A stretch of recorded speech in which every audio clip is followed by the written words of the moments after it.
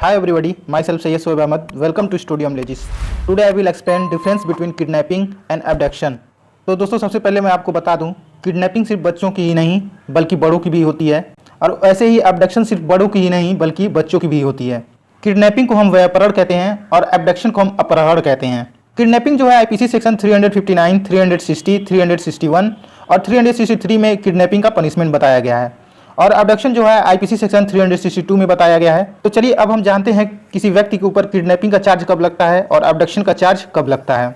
सबसे पहले हम जानेंगे आईपीसी सेक्शन 359 जो किडनैपिंग के बारे में बात करता है। किडनैपिंग को हम हिंदी में व्यापहरण कहते हैं। तो इसमें क्या लिखा हुआ है, kidnapping is of two kinds, kidnapping from India and kidnapping from lawful guardianship.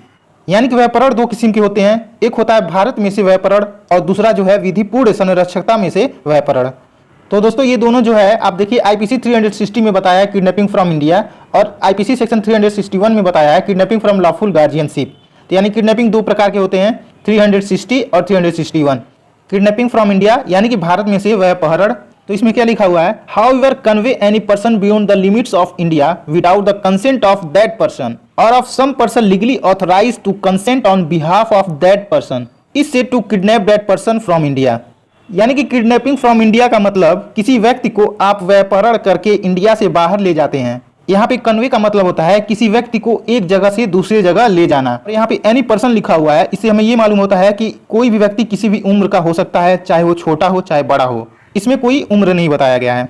तो उस व्यक्ति के सहमति के बिना उसे इंडिया से बाहर ले जाता है और या उस व्यक्ति को जो अपना सहमति खुद नहीं दे सकता है, जैसे कि कोई अनसाउंड माइंड व्यक्ति हो, तो उसके लीगल गार्जियन या लॉफुल गार्जियन के सहमति के बिना आप उसे इंडिया से बाहर ले जाते हैं, तो उसे हम किडनैपिंग फ्रॉम इंडिया कहते हैं, यानी भारत में से व्यापहरण।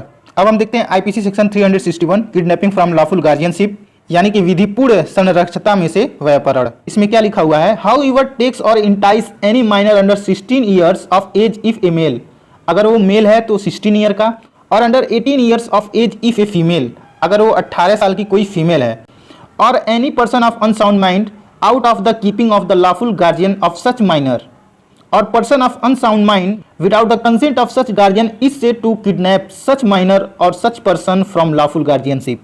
इसमें क्या कहा गया है ये समझते हैं। यदि कोई माइनर है जिसकी उम्र 16 साल से कम है, या माइनर लड़की है जिसकी उम्र 18 साल से कम है, या कोई अनसाउंड माइंड व्यक्ति है, यानी अनसाउंड माइंड व्यक्ति का उम्र नहीं बताया गया है, वो किसी भी उम्र का हो सकता है, चाहे वो बड़ा हो चाहे छोटा हो।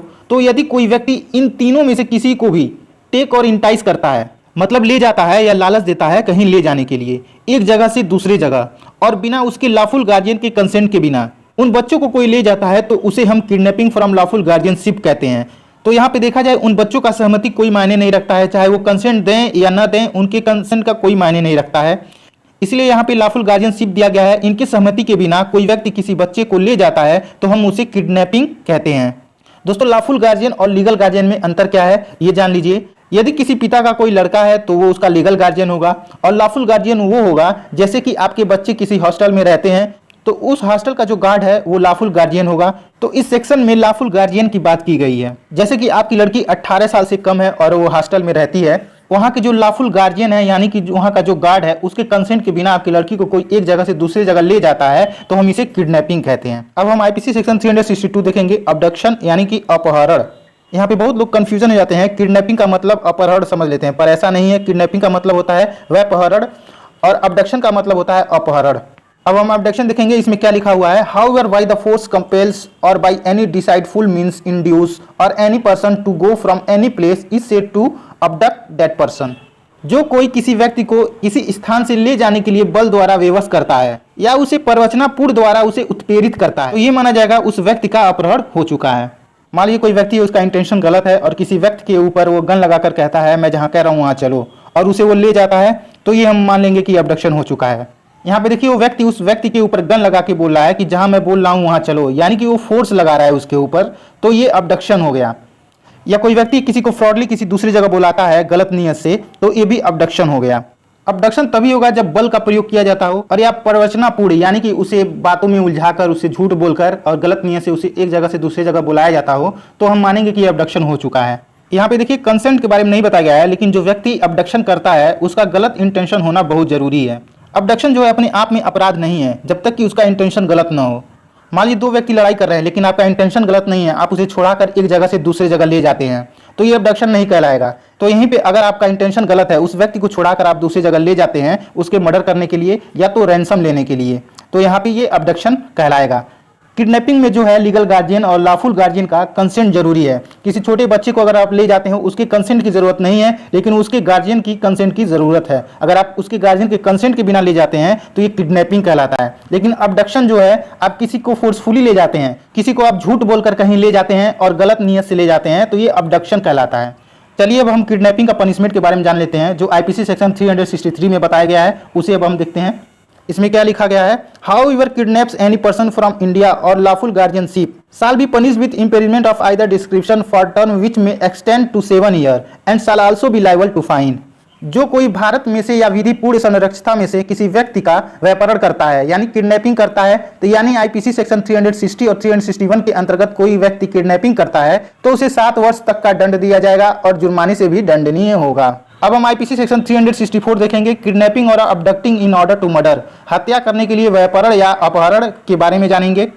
इसमें क्या लिखा हुआ है, however kidnaps or abducts any person in order that such person may be murdered or may be so disposed of as to be put in danger of being murdered shall be punished with imprisonment for life or rigorous imprisonment for term which may extend to 10 year and shall also be liable to fine। जो कोई इसलिए किसी व्यक्ति का kidnapping और abduction करता है कि उस व्यक्ति का हत्या की जाए या उसको ऐसा किया जाए कि वो अपनी हत्या होने के खतरे में पड़ जाए, तो ये माना जाएगा कि वो व्यक्ति आईपीसी सेक्शन 364 के अंतर्गत ऑफेंस किया है। और इसका पनिशमेंट जो है आजीवन कारावास से या कठिन कारावास से, जिसकी अवधि 10 वर्ष तक की हो सकेगी और जुर्माने से भी दंडनीय होगा। जैसे कि कोई व्यक्ति है किसी बच्चे का किडनैपिंग करता है किसी देवी मूर्ति के सामने उसका बलि चढ़ाने के लिए, तो यहाँ पे आईपीसी सेक्शन 364 लगेगा। मान लीजिए कोई व्यक्ति है किसी व्यक्ति को बलपूर्वक और बहकाकर उसके घर से कहीं उसको ले जाता है उसकी हत्या करने के लिए, तो भी आईपीसी सेक्शन 364 में आएगा। तो दोस्तों आज के लिए बस इतना ही। अगर आप मेरे चैनल पे नए हैं तो मेरे चैनल को जरूर सब्सक्राइब करिएगा, साथ में बेल आइकन जरूर दबाइएगा ताकि मेरे वीडियो का हर एक नोटिफिकेशन सबसे पहले आपको मिले। दोस्तों ये वीडियो मैं आप लोगों के लिए बनाता हूँ, बहुत ही मेहनत से बनाता हूँ, तो मेरे चैनल को जरूर सब्सक्राइब करिए। और अगर इस वीडियो को देखने के बाद आपके मन में कोई कन्फ्यूजन है तो आप हमसे कमेंट बॉक्स में पूछ सकते हैं। तो चलिए अब हम मिलते हैं नेक्स्ट वीडियो में। जय हिंद।